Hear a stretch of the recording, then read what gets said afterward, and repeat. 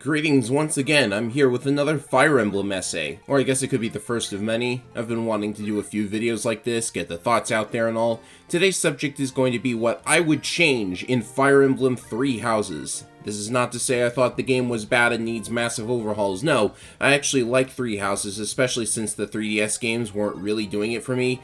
But Three Houses is very much a departure from the rest of the series and has very noticeable issues with its gameplay loop, its balance, and its structure. Trying something new is not a bad thing at all, but the good ideas of Three Houses tend to get buried in messy design. I actually wrote the initial version of this script a little while before Engage came out, but I wanted to wait and see if Engage would do anything to fix what I talked about, and it certainly did, so I'll be mentioning these things as they come up, as well as past Fire Emblems that may have done concepts in this game better. And let me make it clear, I'm not saying that the game would be 100% better if all my ideas were implemented.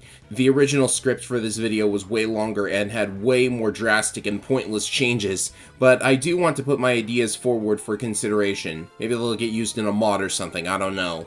The best place to start is with the elephant in the room. Everyone, and I mean nearly every player, acknowledges that the monastery and classroom segments take up way too much of the player's time, due to all that wandering around and clicking through menus and spending all your activity points to ensure that you're not wasting any opportunities, things like that. I'm aware that there are other options for what to do with your time, but ignoring quests, lost items, and such means you ignore their rewards. You're playing suboptimally merely to save real time. Quick travel helps, but you'll have to wait for the game to load the area anyways.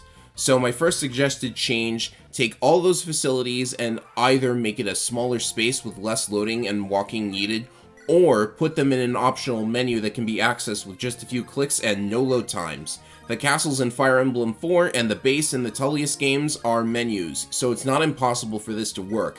Echoes has point-and-click environments for castles and towns, and Fates has a castle where the facilities are placed by the player and you don't have to move around that much. There are plenty of possible alternatives. Also, I just praised Fates, I'm going to need mouthwash later. As for what I would change in the monastery itself, I'm fine with all the facilities and minigames since they have a cost in activity points, meaning you have to judge whether they're worth the cost or not.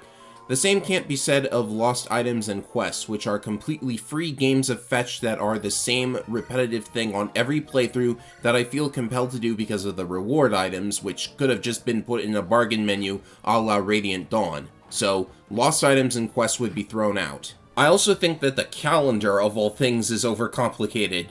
So the game has this boring loop where every Sunday you set up your students with their lessons, then every Saturday you choose between the monastery, paralog battles, and two other options nobody ever selects because they're inefficient and you could probably cut them without anyone noticing. You go through this process 3 or 4 times before beginning the chapter proper for that month. So what I would prefer, I think, is to distill all this into a single monastery session. That is to say, every month you get prompted to set up lessons once. Then, each weekday of the month can act as a single activity you can perform at the monastery, or you can spend multiple days on a paralog or side battle. Time is your activity points. Each day, students would gain EXP in whatever you told them to learn, and you are welcome to edit their lessons anytime, but you're only required to look it over once before going about your business. Instead of that whole thing where you spend motivation on extra lessons, I would just have motivation grant a bonus to whatever the student is set to learn. This is all meant to streamline the teaching mechanics so they don't take up more time than necessary.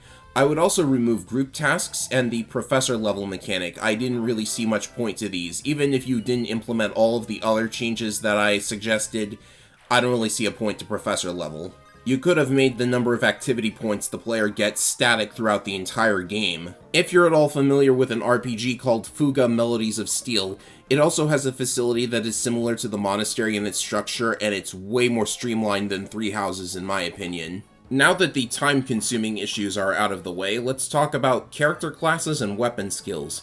The biggest change from previous games has to do with the classes now being unlocked based on what weapon skills the unit studies.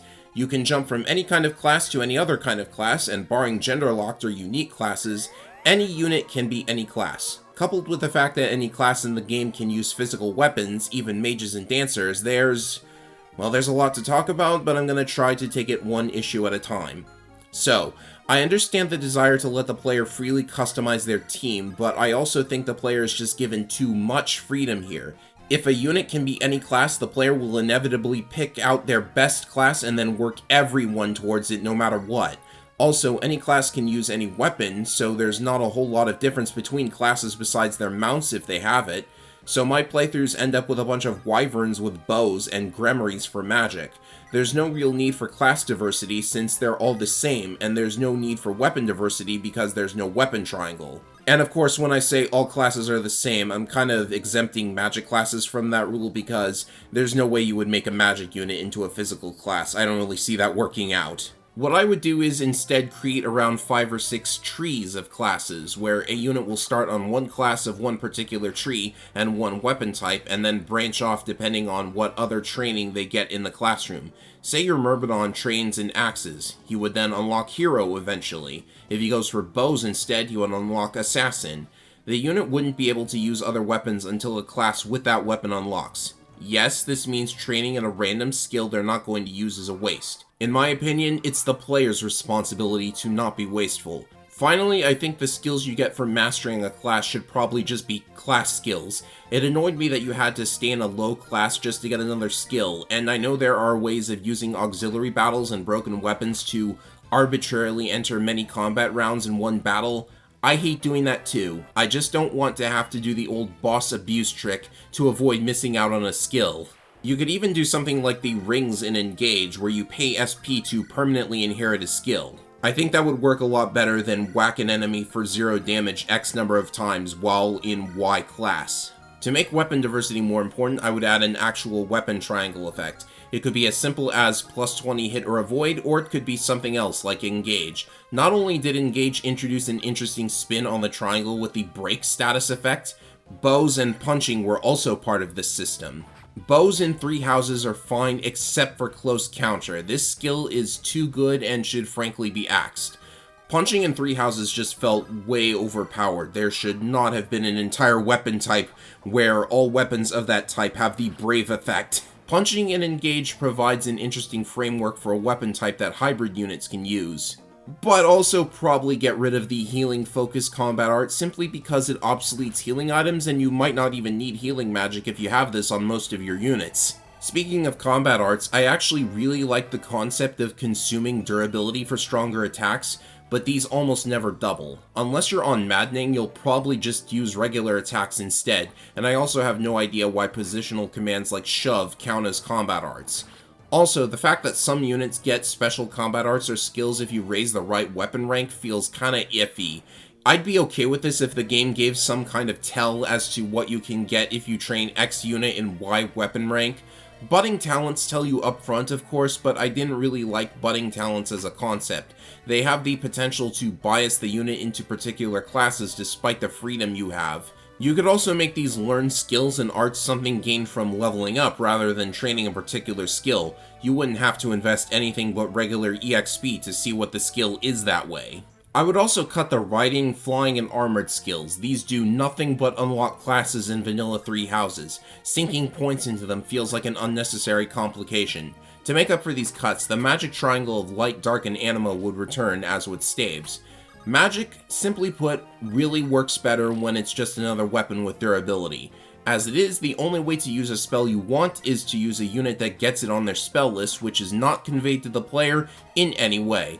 Further, the spells per battle system means the player can essentially warp or rescue infinitely as long as they plan around only having 2 per map. This takes your mages out of the long-term resource management the physical units deal with, which I feel is a core concept of Fire Emblem itself. I think battalions and gambits are a really good idea though, so the authority skill stays, but man, please balance the gambits better. Letting me use stride so early in the game is just not a good idea. That's at least B rank or something.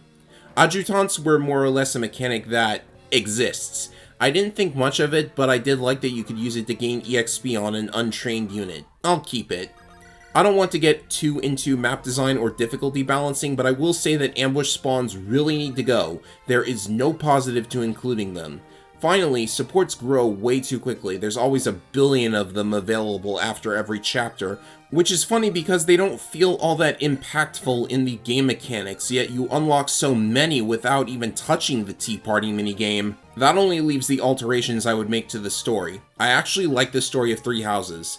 The setting works, the characters are charismatic and generally better written than in other modern Fire Emblems, but the flaws lie with the structure of the story. We did not need 4 highly identical stories that tend to feel unfinished because you need to see all the endings to know the full scope of the story. I think I've got a pretty good idea what I would do here, and it also has to do with the character recruitment. I hated how Three Houses handles recruiting because it makes each route feel even less special. Why pick a house when you can recruit all the students from any house anyways? That combined with how White Clouds is basically the same on every route, here's what I'm thinking. First, the player would start with a Golden Deer house on all playthroughs. They feel like the neutral party in the conflict between Edelgard and Dimitri, so I think they're a fine starting point, and I also know people really like Claude, so I wouldn't want to take him away. In this hypothetical rewrite, I'm only going to include 2 routes from the original game, Crimson Flower and Azure Moon. How you access them is where I think my idea gets really interesting. In my version of White Clouds, every chapter would involve 1 character each from the other houses. The vanilla game already has a couple chapters that feel centered on blue lions, so this shouldn't be too hard. Each map would have 2 win conditions, and fulfilling one of them would cause either a blue lion or a black eagle to join you.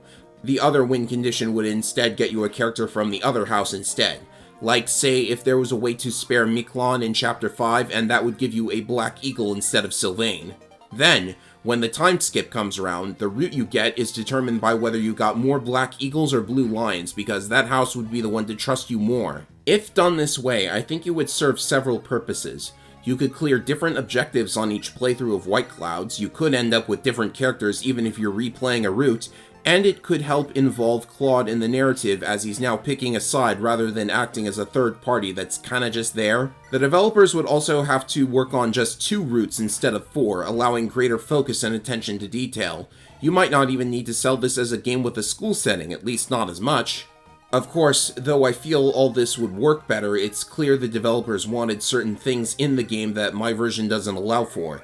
Let's be real, they wanted a school-type setting because that's a common, popular idea, and they wanted the houses because factions the player can identify with and put in your Twitter bio are a common, popular idea. All that classroom stuff that we think took up a lot of time also extends the playtime, just in case everyone decided to warp skip like crazy. Or I could just be out of touch. So, what did you all think of my suggested changes? I'm interested in hearing if these are good ideas, or if everything I think of would ruin the game. Probably the latter, but if I hear it from a comment, I'll know for sure, so leave a comment and I'll see you for my next crazy video idea. Until next time, everyone.